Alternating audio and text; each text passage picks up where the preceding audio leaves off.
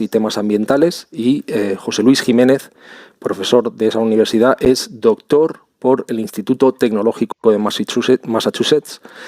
Y bueno, pues una eminencia cuando hablamos de aerosoles. Una de las personas que más sabe del mundo, tiene numerosos premios. Os dejo aquí su currículum. Es un científico que lleva pues casi 20 años ya en Estados Unidos, y tuve la oportunidad de hablar con él en una entrevista de 40 minutos que creo ofrece claves hasta ahora bueno, pues no contadas. Por eso hemos titulado ese programa Lo que no nos han contado. Creo que hay información muy valiosa que tenemos que tener en cuenta, y durante esos 40 minutos de charla, pues como os decía, se dan grandes claves, y también se emiten algunos apuntes, algunas críticas sobre la gestión y sobre los mensajes que nos han estado transmitiendo durante esta pandemia, pero siempre en un tono positivo. Y sobre todo, pues la intención de este programa, el respeto, siempre es ayudar, y eso es lo que vamos a intentar hacer hoy. Deciros que posiblemente habéis escuchado que hace unas semanas muchos científicos del mundo, bueno, cuando digo muchos, pues eran en torno a 239, si no me equivoco, los que firmaron esta carta que estáis viendo aquí. Es hora de de hablar sobre la transmisión aérea. Es una carta que enviaron estos científicos a la OMS, y hubo 2 españoles que firmaron dicha carta. Uno era Xavier Querol, del CSIC en Barcelona, y el otro es José Luis Jiménez, el científico con el que vamos a hablar hoy. Sin más dilación, voy a meter esa entrevista con José Luis. Vamos a ir recabando algunas preguntas. Tengo a mi amigo Nacho, como os decía, manejando las redes, y otras preguntas que nos han llegado por nuestro canal de Telegram. Vamos a intentar metiéndolas todas, pero sin más dilación vamos con esa entrevista con José Luis Jiménez. José Luis Jiménez, muy buenas tardes. Buenas tardes, Pablo. Bueno, José Luis Jiménez es profesor de la Universidad de Colorado en Boulder, en Estados Unidos. Aterrizó por aquellas tierras, yo creo, o por lo menos en esa universidad en el año 2002, con lo cual ya son muchos años en una de las universidades punteras en el mundo en lo que es investigación sobre temas de aerosoles, temas atmosféricos. Pero ahora nos va a contar un poco el qué hace. Es actualmente profesor del Departamento de Química y Bioquímica, en la División de Química Analítica y Ambiental y Atmosférica, y también es miembro del Instituto Cooperativo de Investigación en Ciencias Ambientales, lo que le llaman CIRES. José Luis, tú estás considerado como uno de los mayores expertos en lo que es aerosoles, y por eso te llamamos hoy, para tener una breve charla sobre, en primer lugar, lo que son los aerosoles en un lenguaje lo más llano posible, y que nos expliques un poco la polémica que ha existido a lo largo de todos estos meses de si el coronavirus tiene una posible transmisión por aerosoles o no. De acuerdo. Pues cuando tú quieras. Empiezo con los aerosoles. Bueno, sí. Pues a ver, aerosoles son partículas pequeñas que se mantienen flotando en el aire, ¿no? Entonces, todos sabemos, si tú coges arena de la playa y la echas, se cae al suelo muy rápidamente, ¿no? Entonces, esas son partículas, pero son suficientemente pesadas para que la gravedad gana y las lleva al suelo muy deprisa. Aerosoles son más pequeñas. Para hacernos una idea, un pelo humano tiene un diámetro de 80 micras. Entonces, partículas más pequeñas que ya empiezan en las 50 micras ya se pueden quedar en el aire a lo mejor medio minuto, un minuto, y conforme se van haciendo más pequeñas, pues ya se pueden estar en el aire horas. Entonces, ¿cabe un virus ahí? Sí, porque el virus es 0.1 micras. Entonces, una partícula de 5 micras caben miles de virus, aunque en realidad a lo mejor solo hay 4 o 5, pero en fin, esos son partículas que están en el aire flotando, y si están flotando la puede respirar. Entonces, ¿por qué nos preocupa? Pues yo en realidad la mayor parte de mi tiempo estudio esto por la contaminación, porque la parte de la contaminación atmosférica que mata más gente son estas partículas que están formadas por procesos químicos, pero bueno, eso es una historia para otro día. ¿por qué los aerosoles pueden tener un papel en esto del coronavirus? Bueno, porque esto ya se sabe hace mucho tiempo, cuando respiramos y cuando hablamos y cuando cantamos, salen de nuestra nariz y de nuestra boca partículas, las llamamos partículas respiratorias. ¿Esto qué es?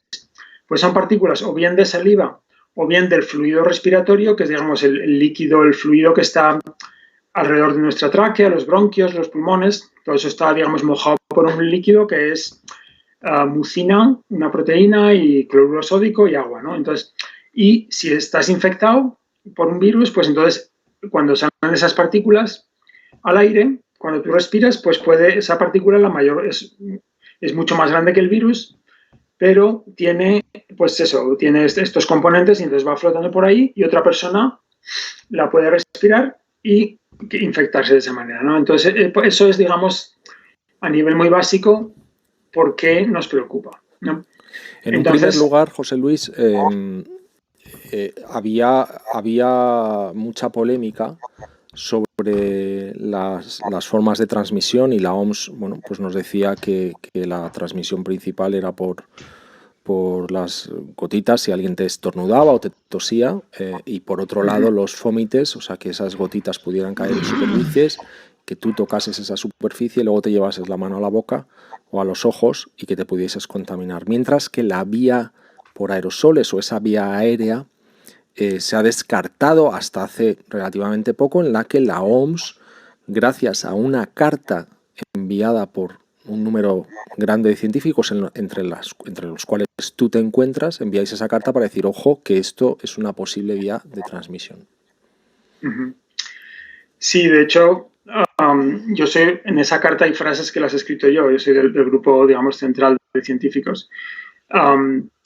Entonces, ¿qué pasa? Pues la OMS, lamentablemente, me pesa tener que criticar a la OMS porque es una organización muy importante en una situación, una pandemia, pero pues han metido la pata, vamos, no quiero decir las palabras porque no se deben decir en televisión o en YouTube, pero bueno, han metido la pata tremendamente.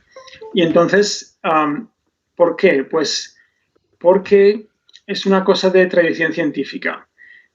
Durante 100 años se han resistido como un gato panza arriba a que ninguna enfermedad se transmita por el aire. Entonces, ¿cómo hemos llegado a esto? Pues déjame explicarte la historia muy brevemente. En 1864, me parece, Pasteur descubre los gérmenes y que las enfermedades infecciosas se transmiten a través de gérmenes, y entonces se empieza a entender cómo se transmiten muchas enfermedades. Y antes de Pasteur, pues había el miedo de la teoría de las miasmas, que daba mucho miedo, que todo venía por el aire y no te podías defender contra las enfermedades, ¿no? Entonces, en 1910 hay un médico norteamericano que se llama Charles Chapin, y entonces escribió un libro donde dice que transmitir enfermedades por aire es muy, muy difícil, que en realidad lo que hay que hacer es lavarse las manos, que es estando cerca de otras personas como te contagias, lo cual es cierto, pero no entendía por qué. Y entonces era un momento, digamos, después de Pasteur, y se había acumulado evidencia en que estaba la situación muy fluida. Y entonces, en cuanto al entendimiento científico, y eso que dijo Chapin se convirtió en el paradigma de la profesión de médicos infecciosos, de epidemiólogos y de salud pública, que era muy, muy difícil que se transmitiera ninguna enfermedad por el aire. Entonces, durante el siglo XX, ya en 1934, Wells demuestra que no, que esto sí se puede pasar, pero se encontraron con una resistencia espectacular. Y solo pudieron demostrar durante el siglo XX que enfermedades se transmitían por el aire cuando es que eran tan transmisibles como el sarampión y la varicela, que al final era imposible negarlo, era demasiado fácil demostrarlo, ¿no? O la tuberculosis, que también solo se transmite por el aire. Pero para otras enfermedades como la gripe y tal, que seguramente hay una parte importante por el aire, se siguen resistiendo muchísimo, ¿no? Entonces, digamos, esa mentalidad sigue estando hoy en día en la OMS, y los expertos de la OMS todos vienen de esa escuela y es lo único que han conocido ellos y sus asesores y los asesores, o sea, durante 100 años, ¿no? Entonces, claro, no les cabe en la cabeza, y como los aerosoles nunca ha sido importante, es que no tienen ni idea de cómo funcionan. Es que, vamos, meten unos errores que si mis estudiantes hicieran esos errores, vamos, los suspendía directamente y los echábamos del programa, pero, o sea, un desastre, ¿no? Y entonces, ¿cuál es la situación real? Hay mucha más evidencia de que el COVID es una enfermedad que principalmente se transmite por aerosoles. Principalmente se transmite por aerosoles. Se puede transmitir también por los fómites y las gotículas, pero eso es menos probable. José Luis, perdona que te interrumpa. Perdona que te interrumpa. ¿Tú promueves o defiendes que esta es la principal vía de contagio? Más del 50% seguro. Y seguramente más, o sea, digamos, como científico, ahora no me publican un artículo porque la evidencia no es suficiente, pero mi idea, lo que yo pienso que es, por lo que yo entiendo, es que es el 80% por aerosoles, una cosa así. Pero esto tiene unas implicaciones bestiales con todo lo que se nos ha dicho desde el principio, con el tema de las mascarillas, porque entendemos que había una escasez muy importante y que por eso muchos gobiernos en un primer lugar no la recomendaban. Pero bueno, una de las cosas, y si quieres luego hablamos de eso brevemente, pero una de las cosas que los científicos nos decíais desde el principio era que era más importante protegerse incluso con una camiseta de algodón que no llevar nada. Pero sí, luego, sí. Entonces las implicaciones, tú estás diciendo que en tu opinión científica, de un 50 a un 80% de la transmisión posiblemente la responsabilidad es de un aerosol. Sí, y además es que estoy escribiendo ahora, lo he escrito en Twitter y inmediatamente me han pedido pues para un Medscape, que es un sitio web científico, y Time Magazine, que es una revista muy importante, me han pedido que lo escriba en artículos y me estoy quedando por la noche para escribirlo. Pero básicamente es que la evidencia es apabullante. Es que es apabullante. Porque hay muchísima evidencia de que los aerosoles lo hacen y luego es que no hay ninguna evidencia clara de las otras vías, porque la OMS admite en su última guía científica del 9 de julio, admite que no tienen ninguna evidencia directa que los fómites hayan transmitido el COVID en ningún caso. No tiene evidencia directa. Piensan que hay otros virus parecidos que se transmiten así, entonces por esto piensan y hay que lavarse las manos y tal, lo cual está bien, lavarse las manos está bien y eso hay que seguir con ello, ¿no? Para las gotículas, no es que no se haya demostrado directamente para el COVID, es que nunca en la historia de la medicina se ha demostrado que ninguna enfermedad se transmita por gotículas.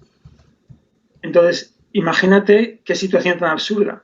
Nos están diciendo desde que empezó esto que eso todo se transmite por gotículas y por fómites y no tiene ninguna evidencia. Y para aerosoles tenemos mucha más evidencia y se resisten de una forma completamente ilógica. Entonces, bueno, estamos trabajando, estamos hablando con la OMS y tal, pero tienen la cabeza dura, la verdad. Bueno, vosotros enviáis esa carta. ¿Cuál es la reacción que recibís, José Luis? Bueno, con la OMS ya habíamos hablado muchas veces. O sea, yo de hecho, yo no había trabajado, yo trabajo en contaminación y sé mucho de aerosoles y de estas cosas relacionadas, pero no había trabajado en enfermedades por el aire, ¿no? Pero en febrero me contacta Lidia Morasca, que es una compañera australiana, y me dice, oye, estamos formando un grupo internacional de expertos en diferentes campos relacionados con los aerosoles, ¿quieres unirte para tratar de comunicarnos con la OMS para que reconozcan los aerosoles? Y digo, hombre, claro. Y a través de esto he aprendido muchísimo porque en este grupo están todos los mejores expertos del mundo sobre este tema, ¿no? Y estamos mandando emails, 20 emails al día con qué pasa con esta pregunta, entonces el virólogo contesta, el médico contesta, el de ventilación contesta. Bueno, entonces ya me parece que fue a principios de marzo, les mandamos una carta, tuvimos una teleconferencia, cambiamos varias cartas, pero básicamente nos repetían argumentos que no tenían validez y no nos escuchaban al decirles que no tenían validez. Entonces, pues ahí fue como llegamos después de varias conversaciones y de ver que estaban totalmente cerrados a la evidencia, decidimos publicar esta carta en la revista esta de Clinical Infectious Diseases y eso, pues hombre, la verdad que decíamos, bueno, somos 36 en este grupo de científicos centrales, digamos que decimos, a lo mejor si llegamos a 100, pues esto a los medios de comunicación les atrae más la atención, ¿no? Que es una forma de presionar a la OMS. Y entonces empezamos a preguntar y vamos, es que a cualquiera que le preguntábamos nos decía, sí, y pueden firmar también mis compañeros y tal. Y eso que solo estábamos pidiendo, digamos, a gente de nivel muy alto. O sea, no queríamos, por no diluir el mensaje, gente que son estudiantes, no, eran científicos de muy alto nivel. Y en 3 días teníamos 239. Y si hubiéramos seguido, hubiéramos tenido 2.500. Pero a la pobre secretaria que llevaba lo de los nombres igual se hubiera muerto. Pero bueno, pues así fue este tema. Entonces, ¿qué pasó? Mandamos la carta y la verdad que la OMS reaccionó, pero se siguen resistiendo. Entonces, sí que han cambiado un poquito, pero a lo mejor han hecho el 10% de lo que tendrían que hacer. O sea, lo que dicen ahora es que, bueno, sí, se transmite sobre todo por los fomites y las gotículas y es posible que en alguna situación se pueda transmitir por aerosoles y tal. Lo que tendrían que decir es que se transmite por aerosoles, eso es lo que sabemos bien, y es posible que se pueda transmitir por fomites y por gotículas. Eso es lo que no sabemos bien. Entonces está el mundo al revés, lamentablemente, y seguimos hablando con ellos, pero bueno, el problema es que tiene un comité científico que tiene que decidir qué es lo que piensan en las transmisiones. En ese comité no hay nadie que sepa nada de aerosoles. Entonces, claro, ven la evidencia, la interpretan sin saber nada de aerosoles y llegan a las conclusiones erróneas. Entonces, eso al final es el problema que hay que cambiar. José Luis, en tu opinión, cuando se corrobore, en algún momento me imagino que la ciencia pues, os dará la razón y sabremos con mayor certeza pues que efectivamente esos porcentajes de contagio pues, estarían cercanos a las cifras que tú nos has dado. Pero mientras tanto, ¿tú qué recomendaciones darías a la gente? Porque entiendo que esta transmisión aérea pues tiene, por así decirlo en un lenguaje llano, más peligro en un entorno cerrado que en un entorno abierto. Sí, y esta es una distinción clave. O sea, una cosa que ha pasado por la historia que te decía antes, las enfermedades que están aceptadas como transmisión por el aire, como el sarampión o la varicela, pues son enfermedades que se aceptaron porque no se podía negar que se transmitían por el aire y son extremadamente contagiosas. Entonces, cuando decimos que se transmite por el aire, pues los médicos es que, pero esto no es como el sarampión. Y no es, en general no es mucho menos contagioso. La mayor parte del tiempo, por lo menos. Entonces, ¿cuál es la mejor analogía? Alguien que fuma. Tú imagínate que alguien que fuma y te fijas en el humo que sale de su nariz y su boca, ¿no? Entonces, el humo son aerosoles, exactamente aerosoles, y no se caen al suelo como esas gotitas, se quedan flotando en el aire y estamos acostumbrados a ver lo que hacen, ¿no? Entonces, cualquiera que habla o respira o canta, lo mismo, salen partículas respiratorias como si estuviera fumando. Entonces, eso es lo que te tienes que imaginar. Entonces, ¿qué es lo que tiene más riesgo? Si imaginas, yo lo que quiero hacer es respirar el menor humo posible. Lo que más riesgo tiene es hablar muy cerca, cara con cara, con alguien que está fumando, porque al salir el humo de su cara, lo vas a respirar tú con muy poca dilución. Eso es lo peor. Por eso funciona la distancia social, porque al aumentar la distancia, el humo tiene más tiempo de diluirse, el virus, y entonces respiras menos. Entonces, la distancia social funciona, pero la razón por la que funciona no es la que nos dice la OMS, que las gotículas se caen al suelo. Eso es absurdo. La razón es que los aerosoles se diluyen y cuanto más lejos estás, menos aerosoles respiras. Entonces, lo primero es eso. Imaginarte que todas las personas están fumando y tú lo que no quieres es respirar lo que están fumando, lo que están exhalando, ¿no? Sobre todo si no llevan mascarilla, tal y cual. Luego, ¿qué pasa en un lugar cerrado? Pues en el lugar abierto se ve que se contagia muchísimo menos. ¿Por qué? Porque el aire se lleva los aerosoles y porque los rayos ultravioleta matan al aerosol muy rápido, ¿no? Y digo, el aerosol, al virus.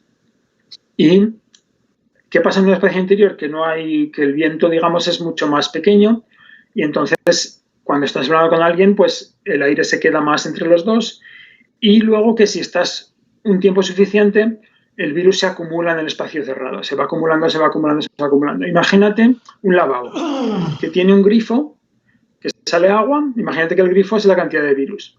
Y entonces el nivel de virus, el nivel de agua en el lavabo depende de cuánto virus está entrando y cuánto está saliendo, ¿no? Y lo que sale, el desagüe, es la ventilación. Entonces, si tienes un lavabo donde entra mucho virus por arriba y tiene un desagüe muy pequeño, sube el nivel muy alto. Que tienes un lavabo con el mismo virus, pero un desagüe más gordo, pues entonces el virus está más bajo, ¿no? Y esto, pues, entonces, cuando estás en un espacio cerrado, en un supermercado, en una oficina del dentista, tal y cual, ¿qué es lo que hace que suba el nivel del virus que sea más peligroso? Pues eso, son 6 cosas.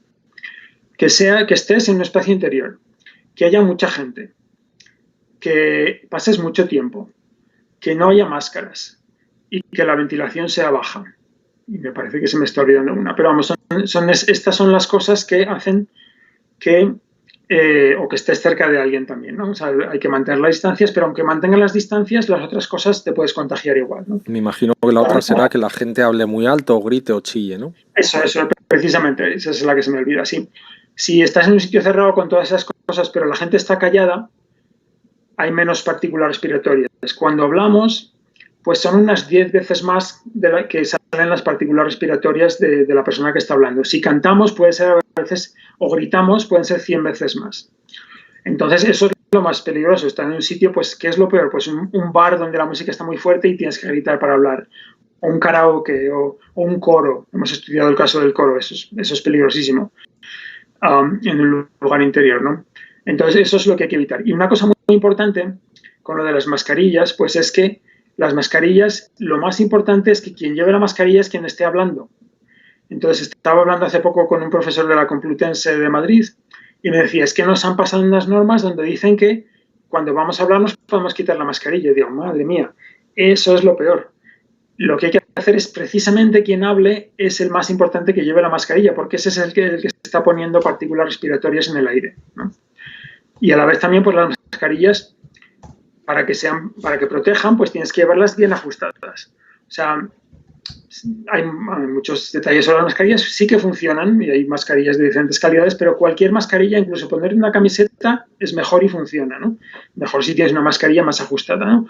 Pero entonces lo importante es, digamos, fijarse en el ajuste, en que no tengamos huecos, ¿no? O sea, si yo miro así, que no pueda poner un dedo por aquí, porque si puedo poner un dedo, por ahí entra y sale el aire, ¿no? Entonces es que estén bien ajustadas.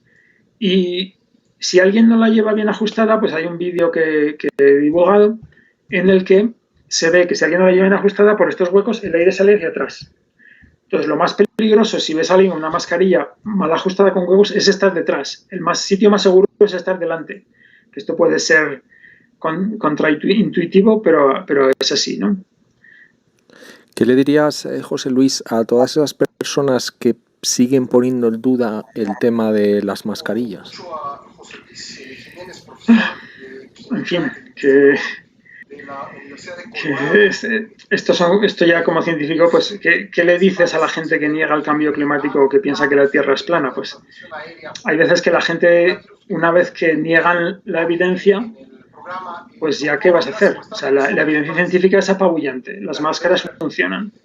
El virus está presente en las partículas respiratorias y es de cajón, si tú pones una barrera, que es un tejido y tal, pues algunas de esas partículas se quedan en la máscara. Es que vamos, no es posible que fuera de otra manera, es que son casos, es una física muy sencilla, ¿no? Entonces, si la llevas bien ajustada y la gente la lleva bien ajustada, esto funciona muy bien.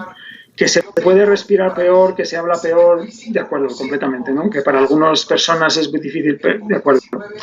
Pero mucho peor es tener el COVID o pasárselo a alguien, al abuelo, y ya vemos lo que pasa, ¿no? Entonces, es un mal menor. Hasta que llegue la vacuna, pues es un mal menor con el que hay que vivir. Y sí, porque, hombre, lo mejor es, con lo que decía antes, pues los espacios cerrados. Lo mejor es no ir a espacios cerrados. Si te puedes quedar en casa, pues, o ir a espacios abiertos, pasear en un parque lejos de otras personas, eso es lo mejor, ¿no? Pero si tienes, eso no se puede evitar, hay que ir a veces al supermercado, hay que ir al colegio, hay que ir a trabajar, lo que sea. Entonces, en los espacios cerrados, pues hay que hacer todo lo que sea posible para evitar ser contagiado, ¿no?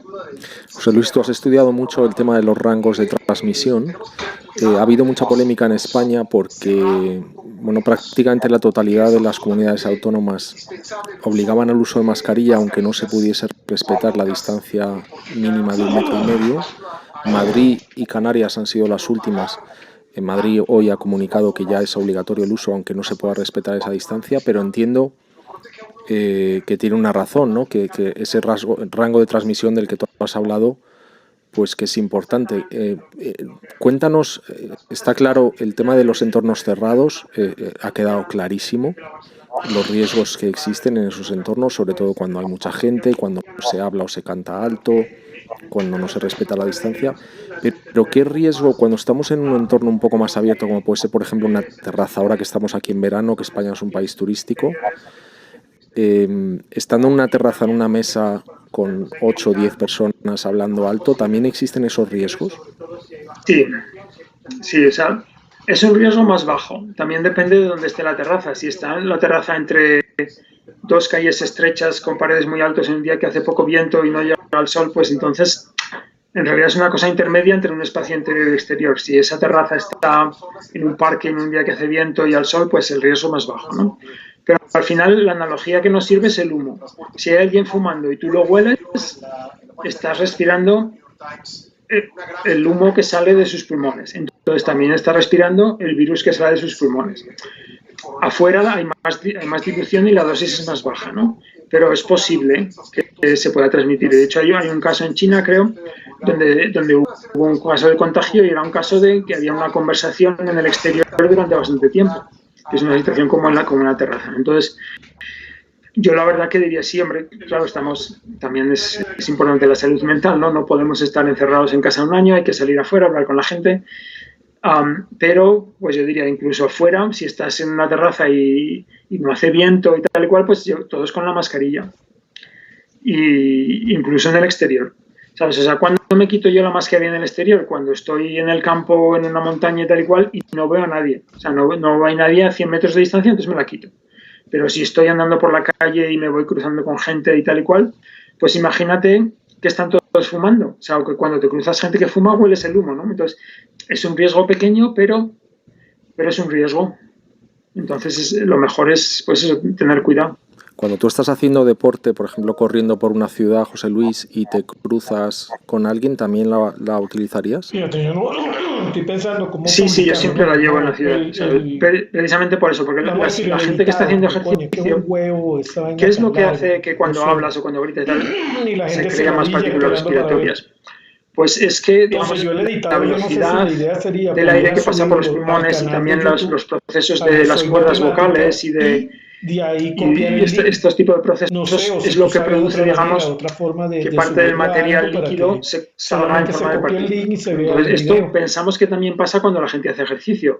Es una ejercicio aeróbico. Es una respiración más fuerte y esto hace, digamos, que si están infectados o son asintomáticos, se están poniendo más virus en el aire. Entonces, digamos, como decir, los que están haciendo ejercicio te puedes imaginar que están fumando un puro o algo más grande que un cigarro, ¿no? Y está saliendo más humo allí o lo que sea, o 5 cigarros a la vez, ¿no?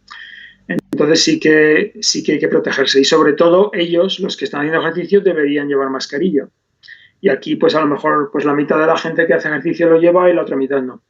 Pero bueno, esto es una cosa de educación, pero sí lo deberían porque así están, digamos, limitando el virus que pueden poner en el aire. La otra gran polémica, José Luis, es el tema de los asintomáticos. Cada vez se publican más estudios comentando la importancia que tienen y que aunque no presenten síntomas, estas personas no tosen, no estornudan, pero estas personas sí que hablan. ¿Existe un riesgo de estar delante de un asintomático que nos esté hablando en un entorno cerrado o abierto muy cerca y que nos contagiemos? Sí, de hecho, con los virólogos, he estado hablando con 2 virólogos muy buenos, famosos, y los 2 me decían más o menos lo mismo, que no es que los asintomáticos sea posible, es que los asintomáticos son la mayoría del contagio. Y entonces, por eso tienes que pensar que cualquier persona, digamos, con la que no vives en casa, tienes que pensar que es un fumador y tienes que pensar que puedes contagiarte, ¿no? Esto es así. Y entonces, pues eso, los asintomáticos no, digamos, están tosiendo, entonces eso de las gotas de toser y tal, pues no es lo que funciona. Lo que funciona es al hablar o al respirar, pero eso es mucho menos, pero sobre todo al hablar o al hablar fuerte, al cantar, o gritar, o a lo mejor al hacer ejercicio, ahí es cuando están poniendo virus en el aire. Y entonces este es el peligro principal, los asintomáticos. Si esta fuera una enfermedad como el sarampión, digamos que uno lo pilla y todo el mundo que pilla el sarampión tiene síntomas y además los síntomas son muy fáciles de reconocer, pues son diferentes de las enfermedades. Pues al final es más fácil de controlar. El problema del COVID, por lo que se ha convertido en una pandemia, es por esto.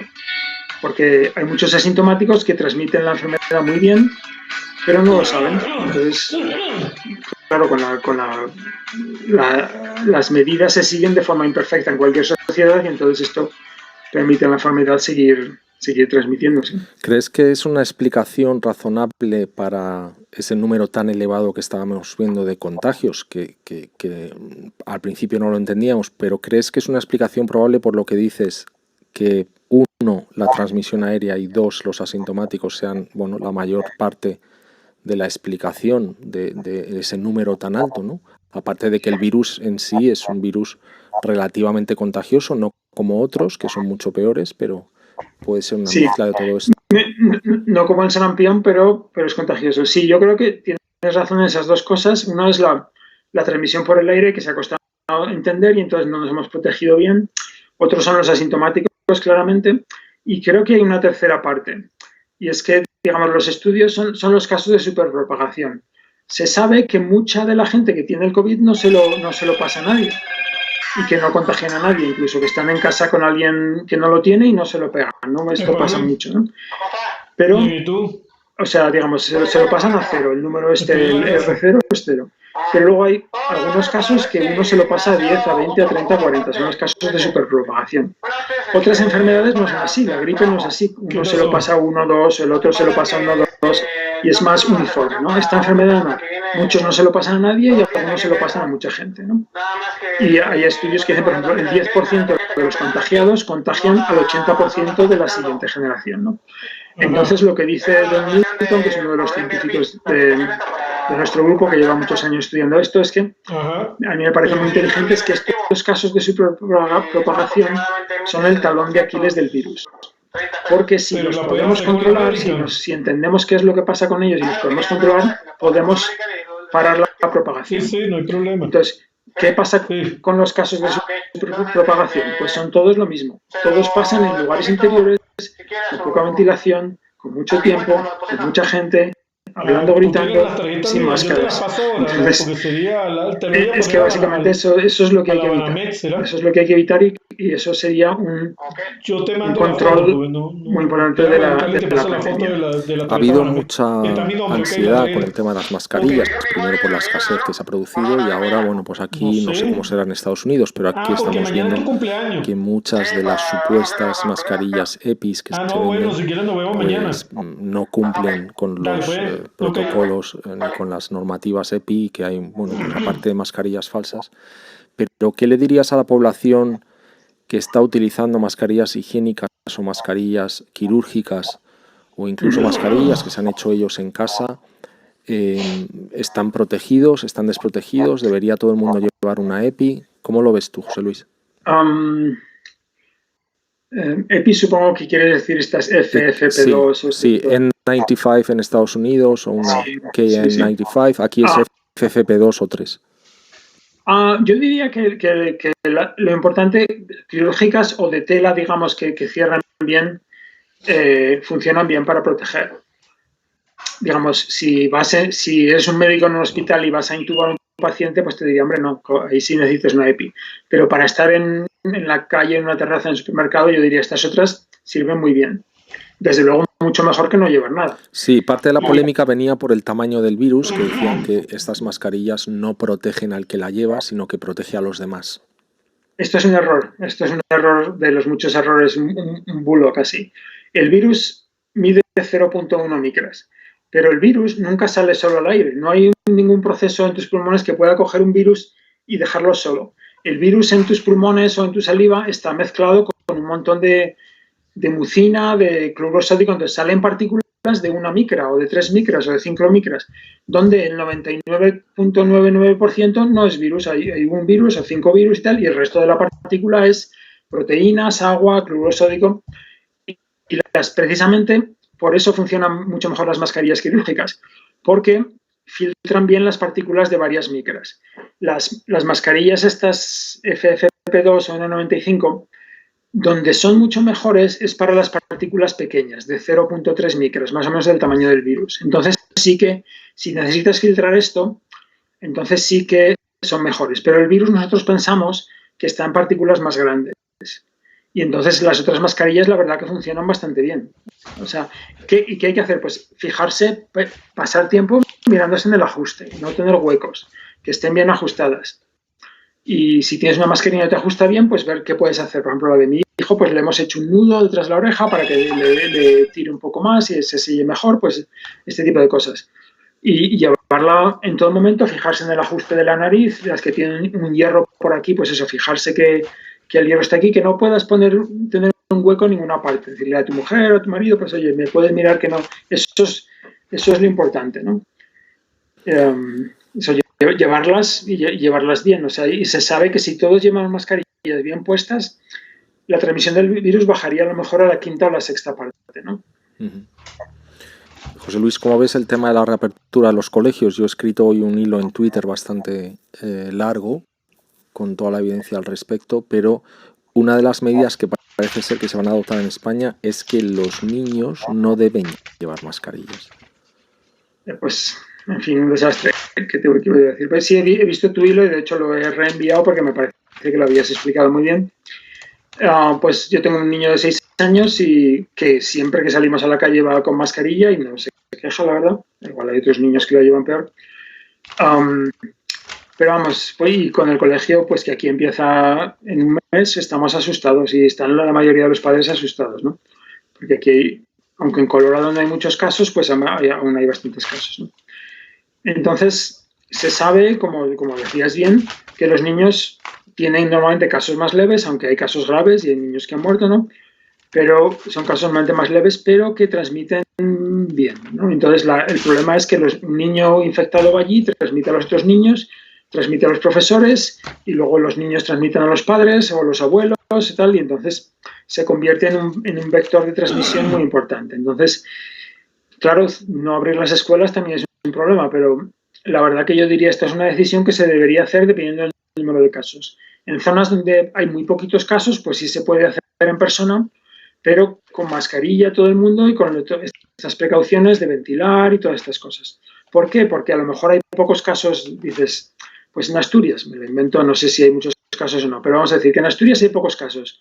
Pues no hace falta mascarilla y no hace falta las precauciones. Pero bueno, un día viene uno de Madrid y se lo pasa no sé cuántos y para cuando te das cuenta y detectas esos casos, ya hay 300 contagiados y van por el colegio. Entonces, hay que prevenir para que eso no pase, ¿no? Porque siempre que haya movilidad, pues pueden venir casos de otros sitios, ¿no? Entonces, es un tema complicado. La verdad que pues estoy hablando con mi mujer, vamos a mandar al niño al colegio, ¿no? Pues sí, yo he ofrecido, digamos, darles dinero a la escuela para que pongan filtros EPA, porque aquí tampoco lo entienden muy bien. Y bueno, no sé lo que haremos, pero es definitivamente un factor de riesgo. Aparte de las mascarillas, que vemos que tú, por supuesto, las promueves, otra cosa que hemos visto que se utiliza en algunos países del mundo son estas pantallas, pero hay estudios que dicen que la pantalla, precisamente por lo que estás contando, al no cubrir entera la cara, la pantalla sin la mascarilla pues tampoco es efectiva 100%, con lo cual... ¿Te refieres a estas pantallas, los visores, una pantalla? Sí, los visores, sí. Esto no solo no ayuda, esto solo ayuda, y eso se sabe, hay publicaciones de gente muy buena, esto solo ayuda si alguien te tose. O sea, si alguien te tose y te estornuda y vienen esas gotas, digamos, balísticas hacia ti y tienes esa pantalla, se las para. Pero ese camino de transmisión pensamos que es menos importante, porque lo que importa son los asintomáticos que no tosen y tal y cual. Entonces, en un hospital, un visor, además de mascarilla y tal, puede estar bien. Pero si solo llevas eso, no llevas la mascarilla, esto en realidad no solo no ayuda, sino que seguramente aumenta las posibilidades de contagio. ¿Por qué? Porque el aire alrededor de una persona, en el interior, no está estático y los aerosoles no van cayendo así y el visor los filtros, sino que al revés. Somos una fuente de calor. Entonces es lo que se llama la pluma térmica humana. Entonces, digamos, un cilindro de medio metro alrededor de cada persona, el aire está subiendo. Entonces, si hay aerosoles con virus, están subiendo, están entrando por debajo del visor y se están acumulando. Entonces es que es peor, yo creo, en mi opinión, es peor que no hacer nada. Tú has hecho una herramienta para estimar el riesgo de la transmisión en interiores, una herramienta muy útil, que vamos a colocar el vínculo porque la gente puede calcular. Bueno, yo creo que es relativamente sencilla. Hay además explicaciones que tú has grabado en redes utilizando Zoom para explicar cómo funciona la herramienta. Pero nosotros hemos hecho simulaciones pues desde un viaje en autobús. Cuéntanos un poco cómo se te ocurre esto. ¿Cómo se me ocurrió hacerlo? Sí. Bueno, pues como decía, yo soy un científico que trabaja en aerosoles y hemos hecho muchos modelos y entonces esto, digamos, es un modelo sencillísimo. Yo el primer día de clase, en mis clases de doctorado, les explico un modelo de esta complejidad, ¿sabes? Y digo, esto es para aperitivo, para antes de que hagamos cosas complicadas, vamos a hacer este modelo. Entonces, es una cosa simplemente lo que llamamos un modelo en caja, ¿no? Tú tienes, digamos, tienes como el aire dentro de una caja y hay un contaminante que está entrando en la caja y es como la analogía del lavabo, como si el aire dentro de la habitación es el lavabo y ahí entra el virus, que es digamos como el agua que entra y se mantiene un nivel que es un equilibrio entre cuánto virus está entrando y cuánto está saliendo por la ventilación o se está muriendo, digamos, en los aerosoles o está cayendo al suelo lentamente, ¿no? Entonces eso es un modelo matemático pero muy sencillo. Vamos, para cualquier persona científica que hace modelos esto es mucho más sencillo que lo que hace cualquiera, ¿no? ¿Qué es lo adicional? Pues, y yo esto ya lo sabía hacer, esto inmediatamente lo pusimos poner, ¿no?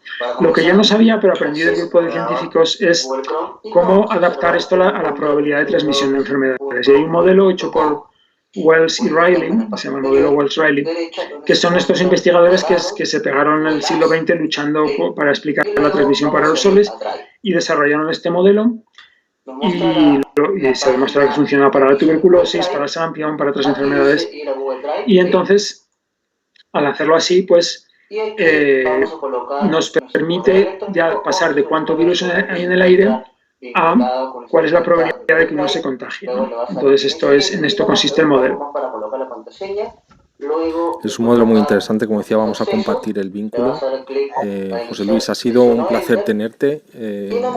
Por acabar, y sé que tienes otra cita ahora, pero por acabar, si pudieras dar 3 o 4 recomendaciones para el público en general, para resumir todo, ¿cuáles serían?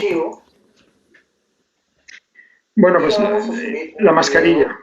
Siempre llevar mascarilla, la mejor que uno pueda tener, y bien ajustada, ¿no? Sobre todo en sitios interiores, pero también en sitios exteriores. Si estás a una distancia donde si alguien fuma lo puedes oler, deberías llevar mascarilla. Eso es lo más importante. Y luego, lo segundo, pues es evitar los espacios interiores con las condiciones que hemos dicho. Sobre todo si hay mucha gente, si están hablando gritando, si hay sus sitios con poca ventilación, si hay gente sin mascarilla, pues esto evitarlo. Lo tercero, pues hombre, sí hay que seguir lavándose las manos y todas estas cosas que nos han dicho.